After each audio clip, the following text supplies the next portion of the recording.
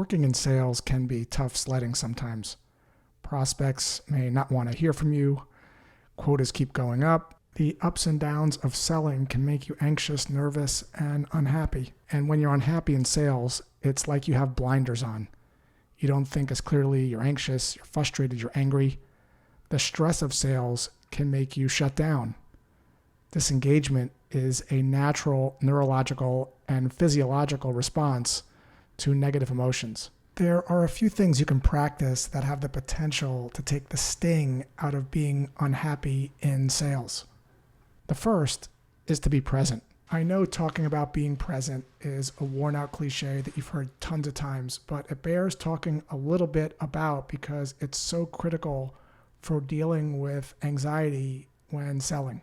There are only two places you can be in your mind when you're selling. The first place is in the present, doing what's in front of you. So that would be things like making a cold call, talking with a prospect, writing an email, doing research.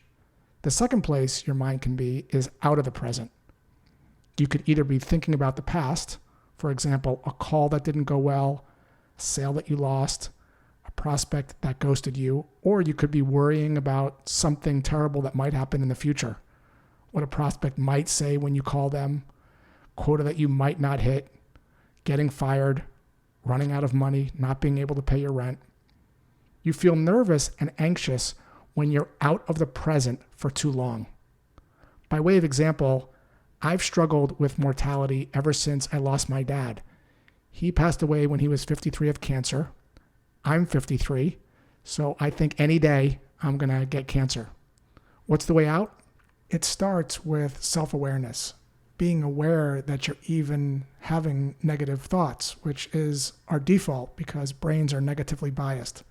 The simple act of being aware that you're going down a negative path is enough to turn the volume down in your head.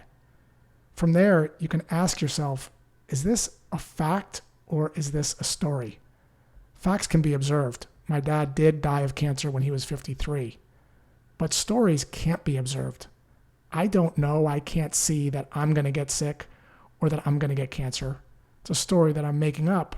And since brains don't know the difference between stories and facts, it feels the same.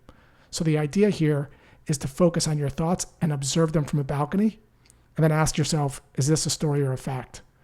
When you develop the ability to think about your thoughts, you can drop back and realize that you're actually not sick right now, that you actually don't have cancer. But you can't get to that place if you're caught up in having cancer. This idea of thinking about your thoughts has profound implications. It's the negative chatter that creates the anxiety. And for whatever reason, observing the negative chatter takes away its power. The anxiety is not caused by missing quota. It's caused by the story you tell yourself about what's going to happen to you if you miss quota. And since brains are negatively biased, we always think the worst case scenario. Being present on a cold call means that you're not thinking about what your next chess move is going to be. You're simply listening to what the prospect has to say without having an ulterior motive. Your intent isn't to move anything forward. Your intent isn't to book a meeting. It's to just be present, having a one-to-one conversation with someone without expectations or ulterior motives. So if a prospect were to say to you, I can't talk right now, I'm on my way to the hospital, if you were thinking about a next step and you weren't in the present moment, you might say something like, when can I call you back? Or can I steal a minute to tell you why I'm calling, and then you can tell me if it makes sense to call you back. But if you're present and your prospect tells you they're on their way to the hospital, you might simply say, oh my gosh, is everything okay? The second thing is to let go of things outside what I call your zone of control. Your zone of control are things you control. Things like who you call, what you say, observing your thoughts, how you respond when prospects push back. Things outside your control are things you don't control. Those would be things like your quota, your territory, when or if a sale closes, how prospects respond to your message, the number of meetings you book, flights getting delayed, and the weather. Burning calories on things that are outside your zone of control is a recipe for being anxious, unhappy, afraid, and pissed off all the time. Of course, the opposite is also true.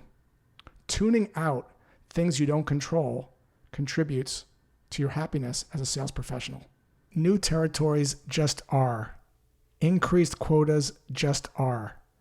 You can actually just look at those things and let them just be without judging them or trying to do anything about them. When you develop awareness of your thoughts, you can begin to have a choice as to how you want to respond when negative things happen to you as a salesperson. It's important to note here that negative things don't happen to you. Your territory changing or your quota increasing isn't negative things that are happening to you. It's the story you're telling yourself that's creating the negative chatter in your head. So when you're aware of your thoughts, you can actually make a different choice. You can actually choose not to respond. You can just let things be without saying or doing anything. So by way of example, if your territory changes, rather than reacting to it and being unaware of your thoughts, if you're aware of how you're feeling, you can just observe those feelings and then you can choose to actually let it be. You don't have to have an opinion about your territory. You don't have to have an opinion about your quota. You can choose to just let it go. This idea of not having to have an opinion about things you don't control and letting things just be unlocks happiness and joy as a salesperson and also a person. The next thing to work on is to not fight resistance. Fighting the resistance or trying to change someone's mind is a net negative every single time. Tell an oatmeal hater why they should love oatmeal, and they'll dig their heels in even deeper. Oatmeal haters do not want a mini TED Talk on why they should like oatmeal, because what you're secretly saying is, I'm right and you're wrong. Egos don't like that very much. We do this all the time in sales. We think it's our job to fight resistance. A prospect says your price is too high, and you want to fight that resistance and defend your price like a mother bear defends its young by saying things like this. I understand how you feel. Lots of people felt the same way, but what they found is X. Again, what you're secretly saying is, I'm right and you're wrong. Our price is worth it. Joining the resistance sounds completely different. Prospect says your price is too high, and since you're aware of your thoughts, you might just pause for 2 beats. 1 Mississippi, 2 Mississippi. Pausing slows you down a little bit, gives you an opportunity to process what was said, so you can respond in a way that's smart and thoughtful, with a slight uptone as if to say, tell me more. Chris Voss calls this mirroring, where you repeat the last 2 to 3 most important words that someone said with a slight uptone as if to say, tell me more. It's a magical technique for making people feel heard and getting some more information about why they felt your price was too high. From there, you can see if your prospect has any other concerns by simply saying, seems like price is your only concern, and then shut your mouth. What you'll typically hear are all the reasons why price isn't their only concern. Well, we don't have budget, we want it in red, and you only have it in blue.